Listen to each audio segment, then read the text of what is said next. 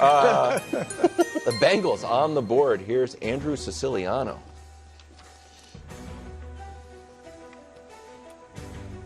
With the 17th pick in Nick Wright's NFL Mock Draft 3.0, the Cincinnati Bengals select Mykel Williams, edge, University of Georgia.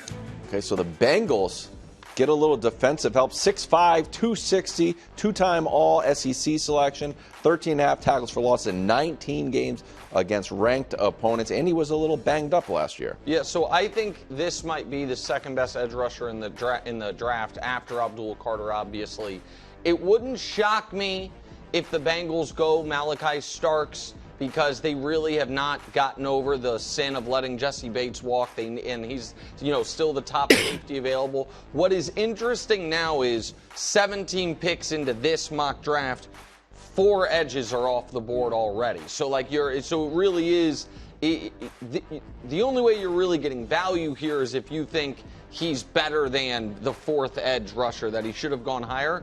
But given what's going on with them, with Trey Hendrickson, Jeff, and given the fact that they have Chase and Higgins and Joe, this has to be a defensive player. I would imagine it will be a defensive lineman. I would think this one makes sense. I think most of the draft has to be defense. They do everything they can to get the defense short away. They have offense, they're set there. And once you get out of this round, the offensive players maybe lessen a little bit. So get an elite pass rusher. These Georgia guys are good. They come in the NFL and they're good. Not almost immediately, some are, but they eventually get to where they need to be. So I think it's a good draft pick for the Bengals. They have to have a defensive end. Yeah, that side of the ball is where they should spend the majority of the draft. And with Hendrickson maybe being gone, this is the way you. The funniest thing would be is if they just took Omarion Hampton, the running back. They're like, screw it. We're just going to score. We're just going offense. We're spending all of our resources, all of our money on offense. Trying to outscore you. They could use a running back. Yeah. It's an idea. Imagine if one of the tight ends slips. Go ahead. Seahawks picking at number 18. All right, with the 18th pick in Nick Wright's NFL Mock Draft 3.0, the Seattle Seahawks select Gray Zabel, offensive tackle, North Dakota State. Okay, 6'6", 312, so that jumps off the page. Two-time FCS national champion. He's the 3rd North Dakota State player drafted in the 1st round, and he played 4 different O-line positions. Jeff, my question is, when you watch tape of guys from smaller schools, we just talked about how well Williams did against ranked opponents. How do you judge North Dakota State players? It's a great question. It's pretty simple. Do you dominate? If you're a smaller school kid, I have to put the film on, and you have to be manhandling people. Because if you don't do it at that level, you're not going to do it in the NFL. And again, pancakes don't always matter, but do you move your player from point A to point B against their will? I got to see it at this level. He does that specifically. Dude, these Dakota players, North Dakota, South Dakota State, they are good in the National Football League, almost immediately at offensive line. And the film shows he's going to be good immediately. He'll play guard center for Seattle most likely. They need help really inside badly. But his film is littered with just him being better and physically dominating his opponent. Can I ask you another question? Is that, you're not worried? I was like, all right, well, this guy that he was going up against weighs 220 rather than 260? But he should be doing that, though, right? That's what he should on film. If you're playing guys that are your worst, you should be dominating them. So that's why but also the reason, so he is the consensus big board 33rd ranked player. So he's the first guy I have being taken that is ranked worse than number 20 on the consensus big board. But that's because I think his ranking is lagging a bit. His Senior Bowl was more important than anyone else's Senior Bowl because that's where he got to go up against, the other potential draft prospects, and he excelled there. Also, Seattle needs help. They've drafted 2 tackles recently. They love one of them. They're not sure about the other. The whole center guard, they need everyone. They'd love him to play all the positions, so it would make sense. Sam Darnold action there? Oh, yeah. 14 wins. Sam Darnold a clean pocket? Yeah. Watch out. That's right. Tampa Bay on the board. With the 19th pick in Nick Wright's NFL Mock Draft 3.0, the Tampa Bay Buccaneers select Donovan Ezeraku, edge, Boston College. Okay. 6'2", 248, Bruce, 16.5 sacks in 2024. The 2024 Hendricks winner for the nation's top defensive end. How do you like Donovan? I like him a lot. I like the improvement that he had at BC. He was good as a sophomore. Junior year only had 2 sacks. but then came back last year with the 16.5 and was, won that award as best edge rusher in the nation. So I think the kid is going to be good at Tampa. They have some other needs, but this is one of their needs. So I'm fine with this pick. I think it was a good one. This is where we get in the draft to figuring out like sort of best player available and team needs, right? Because you could argue Tampa needs middle linebacker, but Campbell's gone, so you wouldn't draft him. They could probably use a safety, but do you draft a safety now or later? Get yourself a long, rangy edge rusher. We know Tampa's at their best defensively when they have a plethora of pass rushers, and this just adds to that as they get older at that position. And so, listen, there is still edge rushers on the board of. And a lot of them that people like James Pierce. Yeah. We've seen at this point a bunch come off already. As Shamar Stewart is another one. So it's kind of a pick your flavor of who you like the most of it. I really do think they are going edge though. They signed Hassan Reddick. That's a dice roll at this point. You know what I mean? You hope that last year was just a contract dispute and nothing else.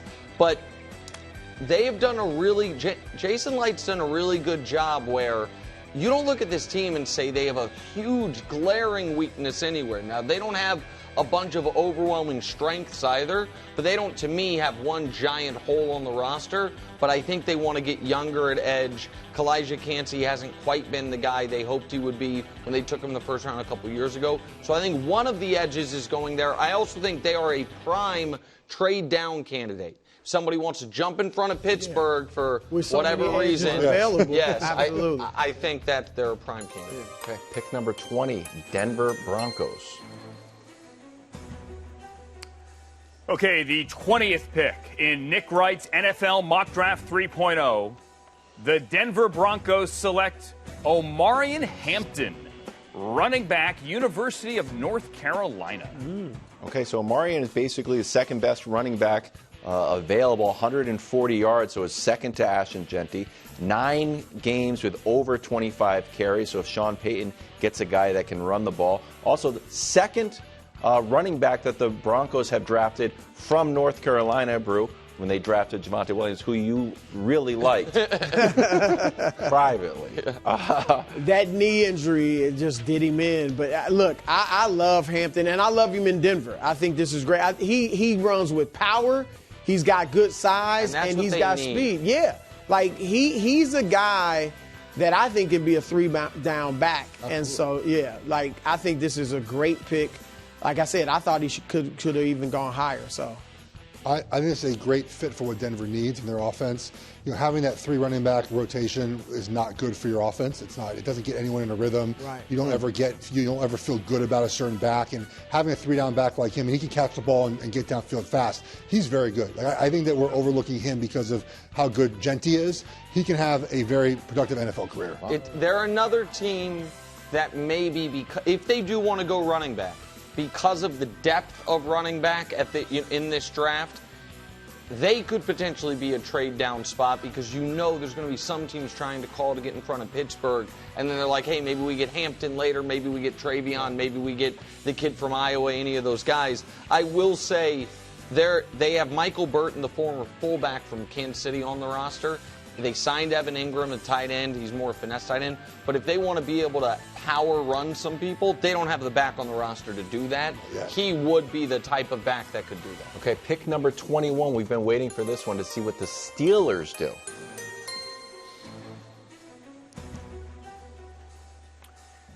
With the 21st pick in Nick Wright's NFL Mock Draft 3.0, the Pittsburgh Steelers select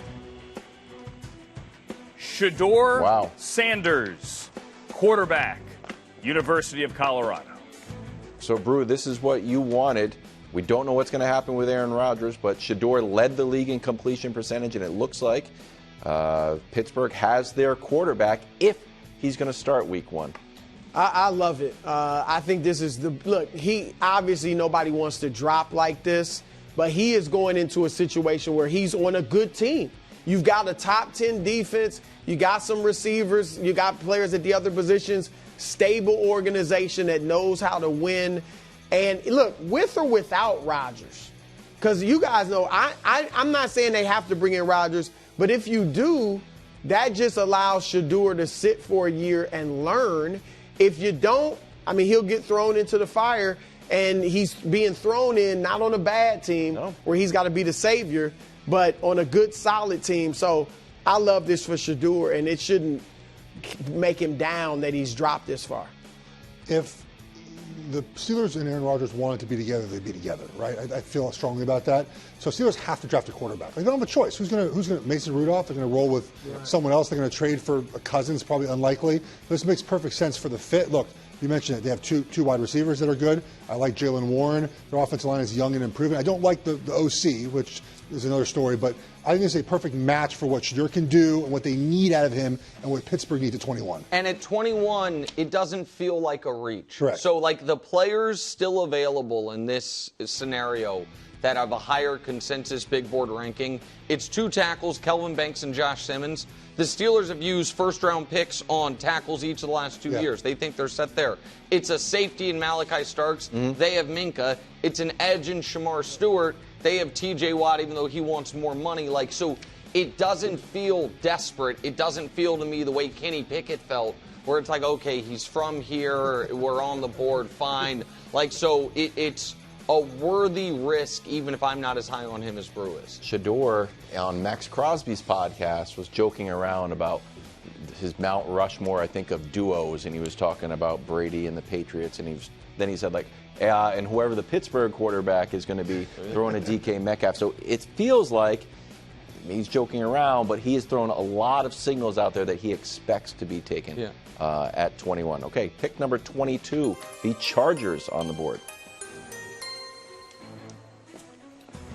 All right, with the 22nd pick in Nick Wright's NFL Mock Draft 3.0, the Los Angeles Chargers select more Michigan, Kenneth Grant, defensive lineman, University of Michigan. A lot of Wolverines coming off the board. Kenneth Grant to the Chargers, 2-time All-Big Ten selection, tackle for loss in 5 straight games, and at 331 pounds, Jeff, a 31 vertical jump. I was the same weight. I did not have the same vertical jump. He's just a huge human, and I think the Chargers just need physicality on their defensive line, especially inside. And he sort of, again, this is the perfect fit of best player available and team need. And Harbaugh, he's going to draft those Michigan guys. He knows what he has in him, all the stuff. And there's no character problems with Grant at all, but all the inside stuff that you want to know about a player, Harbaugh knows this stuff already, right? Because he's been around him for so many years. He recruited him, he won a championship with him, and I think it's just a perfect match of what he can do with Grant and also with the Chargers. Can I ask what might be a dumb question? Yeah. I'm impressed by the vertical leap. For a D tackle, I don't know why it would matter, but it seems like the people who actually scout these guys really care about that. So what does it signal to you? Because it's not like, oh, he'll be able to tip more passes because of it. What does it signal? It's the get-off, right? It's in your three-point stance, being able to explode off the ball. And so, again, the numbers are not really, for individual players that important, I think. It's more just for matching to what we've seen work in the NFL. We have years and years of data. So if you look at a guy his size who jumps that well, you can match it to these guys are pretty good in the NFL. So to me, that's what the broad jump is for. It's what broad jump is out. Vertical jump is for, is that the explosion of the hips. How can you get off the ball? That's all matters in the testing of jumping. I like Harbaugh drafting Michigan guys. I do too. If I was Harbaugh, I'd try to trade up more Michigan guys. Green Bay, Bruce. All right, here we go. With the 23rd pick in Nick Wright's NFL Mock Draft 3.0, the Green Bay Packers select Shamar Stewart, edge, Texas A&M. Okay, so the Packers defense gets even younger, Brew. It's one of your favorite stats, how young that defense was. Highest A&M defensive pick since Myles Garrett. Under a 4.6 40, 11 tackles for losses in his college career. I like this pick because I think this is a pick for potential. His upside, his size, you just saw his speed, but the numbers weren't as great as you'd expect them to be. So you're looking at this as, okay, we can work with this guy. I don't expect him to go right in and light up, the team. But I think over time, they're looking at him as a guy that as the season goes on, and particularly in the future years, he could really be something special if they can get him to reach his potential. So as a Packers, not that you're a Packers guy, but you like J-Lo, and you've convinced us to call him J-Lo. So there is a receiver? Yes, that's because it feels like they have a ton of receivers. They got a bunch of good receivers, right? But not. So would great. you want them to go offense here, most notably go receiver? I thought about that because there's still some good receivers left, Yes. Golden and these guys. Buka. So yeah, I looked at it again though, and I was like, they've got several good receivers, and they got McCole Hardman now. I mean. So Super Bowl champion. Yeah, unless you think that guy's going to be a bona fide number one, yep. which I don't know if either of these guys is. I think that's why they. I think they would love if one of the corners somehow fell to here. Because they want to move off Jair, and maybe they even would be aggressive enough to trade up. Because you do have to think that if Will Johnson were to slip, Harbaugh at 22 will take him. You know what I mean? So like that, maybe they could move up a bit to get a corner, because what they want is a corner. Is just after Johnson and Barron, there's no first-round corners in this draft. Yep. Headed to Minnesota, pick number 24 for the Vikings. With the 24th pick in Nick Wright's NFL Mock Draft 3.0, the Minnesota Vikings select Malachi Starks, safety, University of Georgia. Okay, two-time All-American, Jeff, 197 tackles in 3 years at Georgia, and a freshman starter on that national championship. And we were talking about how the Georgia players come right in and make an impact. Are you expecting the same thing from Malachi? I am. It's a position of need as Harrison Smith gets a little older, right? You want to add in a safety here. And again, you look at the board and you think to yourself, like, where are you getting a better safety? Probably not in the second round. You look at and you say, okay, well, do we want a corner? Well, the corners, to Nick's point, like they're gone. And so you get to a situation where the pass rushers are sort of disappearing right now too, and he becomes your best player available to take on the side of the ball where you want to improve the most. So it makes a lot of sense for the pairing of these guys. I could see them going running back. Really? Yeah, I could. Aaron Jones was really good for them last year. He also is at this point an older player. And they obviously don't need a wide receiver. I think their offensive line, when healthy, is really good. Yes. I do like, though, and the Lions did this really well a few drafts ago, where they were like, you know what? We don't care as much as the rest of the league about positional value if we have the ability to get the number one tight end, the number one off-ball linebacker, the number one safety, as opposed to the number 6 edge rusher, whatever it is. So this is around that part of the draft where you might say, hey, Nick Scorton is the number 6 edge. We could take him, or we could take everyone's number 1 safety. Correct. And I think that could make sense for them. Thanks for watching. Subscribe here to get more from the show and to check out clips from other shows on FS1.